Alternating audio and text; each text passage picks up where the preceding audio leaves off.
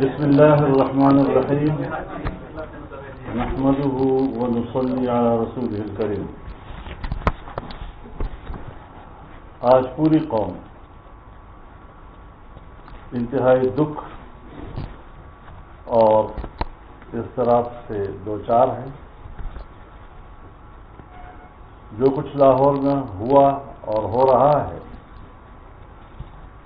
اور جس طریقے سے لاہور میں ایک کربلا برپا کیا گیا ہے، سب سے پہلے میں اس کو ایک ریاستی دہشت گردی قرار دیتا ہوں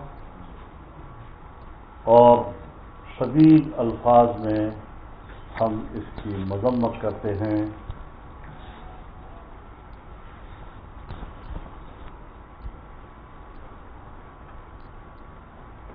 ناموس رسالت کے تحفظ کے لیے آواز اٹھانے والوں کو گولیوں سے بھون ڈالا گیا ہے.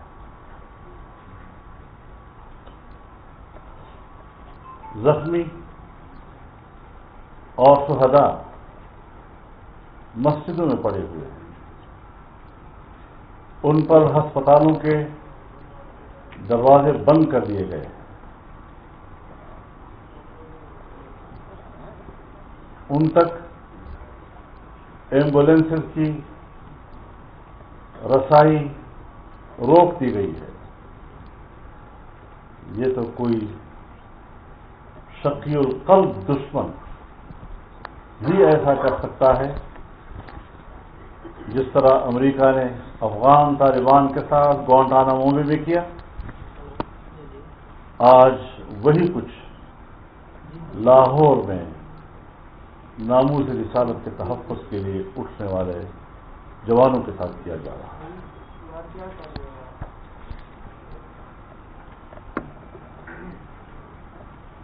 پی ٹی آئی جس نے خود اس ملک میں اپنی سیاست کا آغاز دہشت گردانہ اقدامات کے ساتھ کیا، 126 دن کا مظاہرہ، سپریم کورٹ کی توہین اور پی ٹی وی کی بلڈنگ پر قبضہ، یہ ساری چیزیں اس پاکستان کی تاریخ کا حصہ ہے. جو لوگ ملک کی تذلیل کریں، جو لوگ پاکستان کے عقیدے اور نظریے کی توہین اور نفی کرے، ان کو تو ریاستی پشتنائی حاصل ہو. لیکن اگر کوئی اس بات پر احتجاج کرتا ہے کہ فرانس میں یا ڈنمارک میں یا یورپ کے کسی ملک پہ جناب رسول اللہ صلی اللہ علیہ وسلم کی توہین کی گئی ہے اور ہم اس پر احتجاج کرتے ہیں، اس کے لیے یہاں پاکستان مذبح خانہ بن جاتا ہے. ایک اسلام کے نام پر بننے والا ملک آج اس میں نہ اسلام محفوظ ہے، نہ ناموس رسالت محفوظ ہے، نہ عقیدہ ختم نبوت محفوظ ہے. اور اسی حکومت نے اس ملعونہ کو بیرون ملک بھیجا جو توہین رسالت کی مرتکب ہوئی تھی، اور بڑے فاخرانہ انداز کے ساتھ کہا کہ ہم نے اس کو پاکستان سے باہر بھیج دیا ہے اور اس سے ہم کامیاب ہیں.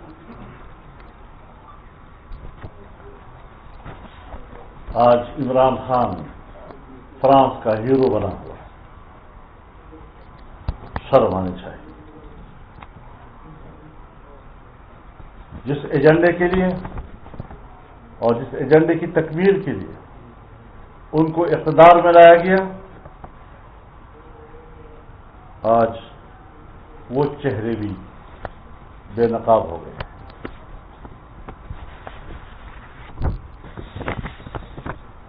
مسلمان امت مسلمہ پوری دنیا میں اس وقت مظلوم ہے، لیکن برداشت کا دامن تھامے ہوئے.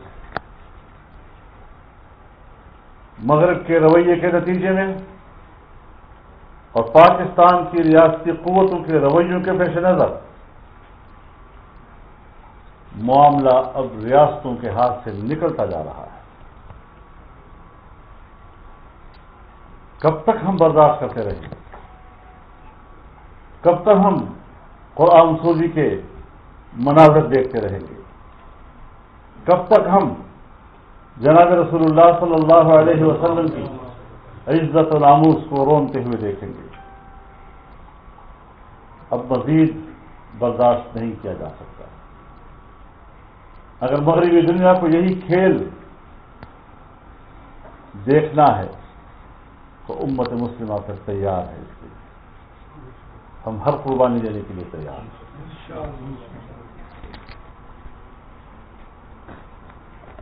فرانس کے سفیر کا مسئلے کو عزت کا مسئلہ کیوں بنایا گیا؟ ٹھیک ہے، ہر چیز کے کوئی نقصان دہ پہلو بھی ہوتے ہیں، لیکن اگر وہ پاکستان کے 22 کروڑ مسلمانوں کے عقیدے کو رونتا ہے،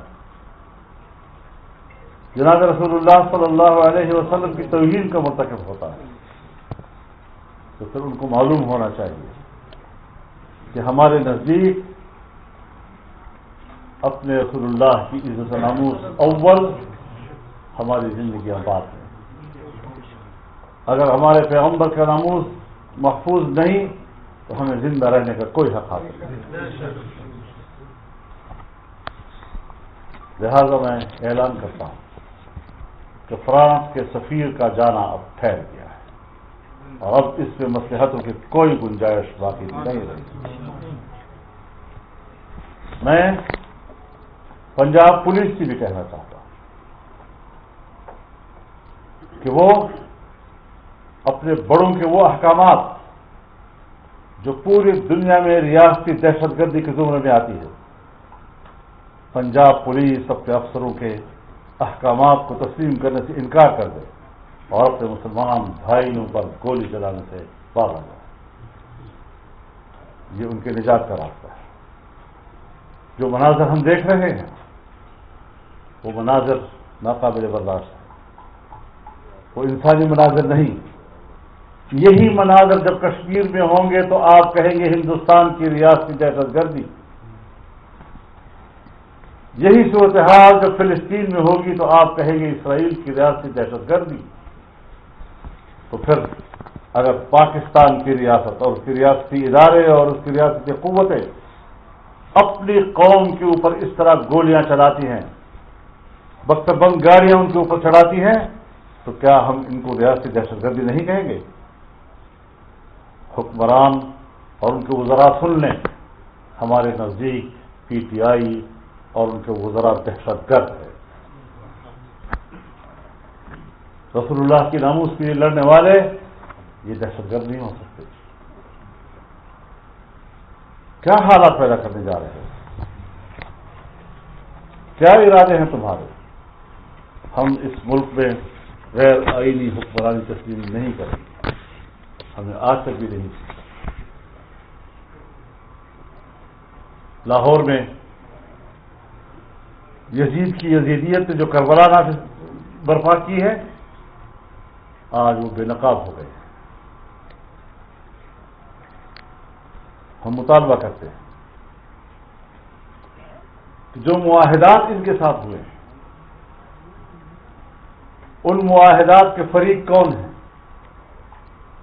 ان معاہدات کی عبارت کیا ہے، ان معاہدات کے نکات کیا ہیں، ان معاہدات پر دستخط کرنے والے کون ہیں، یہ ساری تفصیل پارلیمنٹ میں لائی جائے، عوام کے سامنے لائی جائے۔ دہشت گرد کے ساتھ معاہدہ کرنے والا بھی تو دہشت گرد ہی کے زمرے میں آئے گا نا۔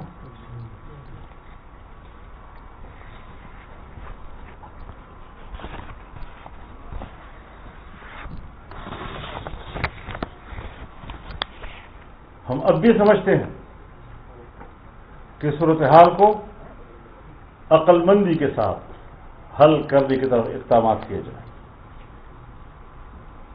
ہر چند کے مسئلہ جذباتی ہے، ہر چند کی ریاست کی طرف سے ظلم ہوا ہے، لیکن ہم پھر بھی سمجھتے ہیں کہ اب بھی وقت ہے مسئلے کو سنبھال لو. لیکن ساتھ ساتھ میں یہ واضح اعلان کرنا چاہتا ہوں کہ اگر ٹی ایل پی کے شہداء کے جنازے اور ان کے زخمی اسلام آباد کی طرف روانہ کیے گئے تو ہم ان کے ساتھ ہوں گے انشاءاللہ. بہت سے علماء اس وقت گرفتار کیے جا رہے ہیں، چاہے اس کا تعلق ٹی ایل پی کے ساتھ ہے یا نہیں ہے. مفتی کفایت اللہ صاحب گرفتار ہیں، کیوں؟ کس بات سے؟ کسی نے بیان دے دیا ان کے حق میں، ہمارے ہی کارکنوں کو گرفتار کیا جا رہا ہے. بابا ہمیں ہاتھ مت ڈالو، مشکل ہو جائے گا تمہارے لیے. ہم زندہ لوگ ہیں، ہم میدان کے لوگ ہیں، اور تم جیسے لوگوں کے ساتھ میدان میں جھپٹنا جانتے ہیں. ہم نے ہمیشہ امن اور نظم و ضبط کا مظاہرہ کیا ہے. ہم نے 14 ملین مارچ کیے، آزادی مارچ کیا. ہم نے دنیا کو بتا دیا کہ مذہبی لوگ کس قدر منظم ہوتے ہیں اور کس قدر وہ پاکستان کے امن کی حفاظت کرتے ہیں. لیکن شاید آپ کو مذہبی لوگوں کی امن پسندی قبول نہیں. آپ ہر قیمت پر دنیا کے سامنے مذہبی دنیا کا ایک تصویر پیش کرنا چاہتے ہیں جیسے بڑے دہشت گرد لوگ ہیں. آج بھی جو تم نے کیا ہے لاہور میں، تم نے امریکہ اور مغربی دنیا کے سامنے مذہبی لوگوں کی ایک تصویر رکھنے کی کوشش کی. لیکن ہم نہ پہلے دن سے مروب ہیں اس فلسفے سے، نہ آج مروب ہیں. ہم بڑے خودداری اور خود اعتمادی کے ساتھ اس ملک میں سیاست کر رہے ہیں، اور ہم بڑے دو ٹوک الفاظ میں آپ کو کہتے ہیں کہ تم دہشت گرد. اور انشاءاللہ آپ کے خلاف یہ جنگ پہلے دن سے شروع ہوئی ہے، اب تک جاری ہے، اور انشاءاللہ تمہارے اقتدار کا دھرم تختہ ہونے تک یہ جنگ جاری رہے گی. مغربی دنیا سے اختلاف کو ہم جانتے ہیں، مغربی دنیا بھی جانتی ہے کہ مسلمان ایک قوم ہے، مسلمان ایک امت ہے. مسلمان اپنی ترجیحات رکھتے ہیں، امت اپنی ترجیحات رکھتی ہے. اور جہاں پر بھی جناب رسول اللہ صلی اللہ علیہ وسلم کی ناموس کا تصور ہوگا اور ناموس کا مسئلہ آئے گا، مسلمان سب کچھ لٹا دے گا. مولانا، ختم نبوت کے ساتھ ساتھ مذہبی جو فورسز ہیں، مذہبی جماعتیں ہیں، ان کو کچلنے کے لیے یہ ظاہر ہے، یہ تو ایجنڈا ہے پہلے دن سے. 9/11 کے بعد مسلم دنیا کی ریاستوں کی بھی یہی ڈیوٹی لگائی گئی ہے کہ اپنے اپنے ملک کے مذہبی حلقے اور دینی حلقے کو کچل ڈالو. لیکن انشاءاللہ وہ نہیں ہے، مشرف نہیں ہے، اور ہم ہیں. مولانا، آپ سمجھتے ہیں کہ زرداری صاحب اور نواز شریف صاحب یہ سب بھی انہی نکات پہ آپ کے پیچھے چلیں گے، اور کوئی ایسی چیز جو بیرونی دنیا کی ہے وہ اس سے مروب نہیں ہوگی، یا صرف مذہبی جماعتیں اکٹھے ہوں گی؟ میں اس وقت متحدہ مجلس امن کے صدر حرم سے گفتگو کر رہا ہوں اور اپنا نقطۂ نظر دے رہا ہوں. مجھے یقین ہے کہ جو ہماری سوچ ہے وہ ہر مسلمان کی سوچ ہے. اس سوچ سے اختلاف اگر کر سکتا ہے تو یا پی ٹی آئی کر سکتی ہے یا اس کے سرپرست کر سکتے ہیں. مولانا صاحب، ایک طرف سے تو کہا جاتا ہے کہ ان کے بیان نہ چلائیں، اور دوسری طرف سعد رضوی صاحب کے زور دیا جاتا ہے میڈیا پہ کہ ان کا بیان چلائیں، تو اس پہ کیا کہیں گے سر؟ میرے خیال میں میڈیا کو آزاد ہونا چاہیے، اور میڈیا کو یہ ساری خبریں چلانے کی اجازت ہونی چاہیے. یہ جو پابندی لگائی گئی ہے، اگر ان کے اقدامات کوئی جائز ہوتے، اگر ان کے اقدامات کی پبلک میں کوئی مقبولیت ہوتی تو آج وہ میڈیا سے کہہ دے کہ چلاؤ. یہ منہ دکھانے کے قابل نہیں ہے. عوام سے منہ چھپانے کے لیے انہوں نے میڈیا پر پابندی لگائی ہوئی ہے کہ آپ نے یہ مناظر نہیں دکھانے. مولانا صاحب، آپ نے متحدہ مجلس عمل کے پلیٹ فارم سے آپ یہ گفتگو کر رہے ہیں، تو کیا آپ نے پی ڈی ایم یا باقی جو اپوزیشن جماعتیں ہیں اس اسپیسیفک اس مسئلے کی اوپر ان سے رابطہ کیا ہے کہ یہ ایک جو صورتحال؟ میں جو بات اس وقت کر رہا ہوں، میں ایک بڑے ذمہ دار پلیٹ فارم سے بات کر رہا ہوں اور ہم رابطہ کریں گے بھی، لیکن اس وقت انیشیل جو ایک رد عمل ہم دے رہے ہیں وہ اس وقت متحدہ مجلس عمل کا ہے، اور ایک مذہبی جماعت کے ناطے ایک دوسرے مذہبی جماعت کے ساتھ جو ظلم ہوا ہے اس پر ہم اپنا رد عمل دے رہے ہیں۔ رحمان صاحب نے پہیہ جام ہڑتال کا اعلان کیا ہے، کیا آپ اس کو سپورٹ کریں گے؟ بالکل کریں گے، مفتی منظور رحمان صاحب اور ہماری سوچ ایک ہے۔ جی جو جماعت کے ساتھ جو پرابلم ہو رہی ہے آپ اس کے حمایت کا اعلان کرتے ہیں مکمل ٹی ایل پی کی؟ مولانا صاحب سے میرا سوال یہ ہے، مولانا صاحب میرا سوال یہ ہے کہ یہ لوگ سیاست میں نہیں تھے، اچانک ایک سیاسی جماعت بنی، اس کو الیکشن لڑایا گیا اور اب اس پہ اچانک سے پابندی لگوا کے میں کسی جماعت کے داخلی معاملات، اس کی تنظیم، اس کے قیام، اس کی تسلسل سے کوئی تعلق نہیں، لیکن جس کے ساتھ بھی پاکستان کے ایک جمہوری ماحول میں اس قسم کا واقعہ ہوگا جس طرح لاہور میں کل سے ہو رہا ہے تو پھر اس پر مولانا ایک سوال یہ بھی کیا جا رہا ہے کہ یہ جو آج کا واقعہ ہے، اسپیسیفک آج کا واقعہ، یہ ختم نبوت کے ساتھ لنک تو کیا جا رہا ہے، لیکن یہ سعد رضوی صاحب کی گرفتاری کے خلاف ہے بیسیکلی، یہ ایک سوال ڈسکس کیا جا رہا ہے۔ اب ظاہر ہے جی کہ اس قسم کے اقدامات میں جب لوگوں کو آپ گرفتار کریں گے، جب لوگوں پر گولیاں چلائیں گے تو اس کا پیچھے کوئی سبب ہوگا، کوئی وجہ تو ہوگی۔ اس طرح تو نہیں ہے کہ آپ کسی کو مسئلہ سے جاتے ہوئے قتل بھی کر دیں اور اس کو لاش بھی کھینچ لیں، اور یہ تو مولانا صاحب ضرور اس کے پیچھے کوئی مقاصد۔ دیکھیے، آپ جمہوریت کی بات کرتے ہیں اور ابھی آپ نے کہا کہ جمہوری جہاں پر یہ بات کی جائے گی تو ہم ان چیزوں کی مذمت کریں گے۔ انہوں نے بھی ایک جمہوری طور پر ایک اسٹرگل کی اور سیاسی دھارے میں آنے کی کوشش کی، 2.5 سال یا 3 سال ہو گئے، انہوں نے بھی جب سیاسی دھارے میں آ کے اسٹرگل کی تو آپ لوگوں کی جو اپوزیشن جماعتیں تھیں انہوں نے بھی اس کو ایکسیپٹ نہیں کیا ایز اے پولیٹیکل فورس۔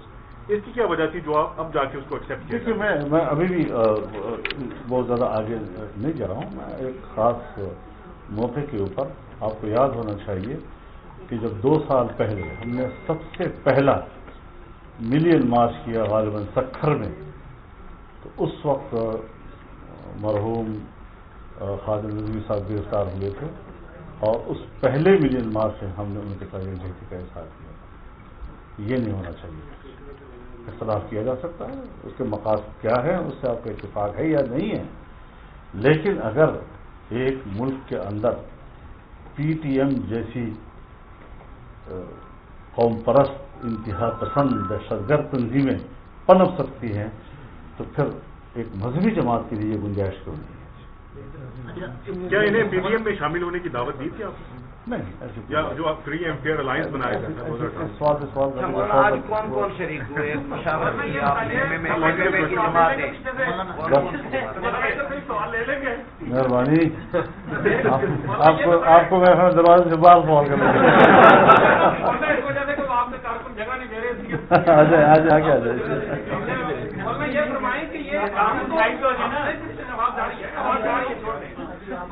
فرمائیں کہ ہم تو متحدہ مجلس عمل کو بھول چکے تھے، جماعت اسلامی بھی چھوڑ چکی تھی، کوئی بھی نہیں تھا، یہ آج متحدہ مجلس عمل کہاں سے نکل آئی؟ بہت اچھی بات ہے، یہی آج سے توقع تھی۔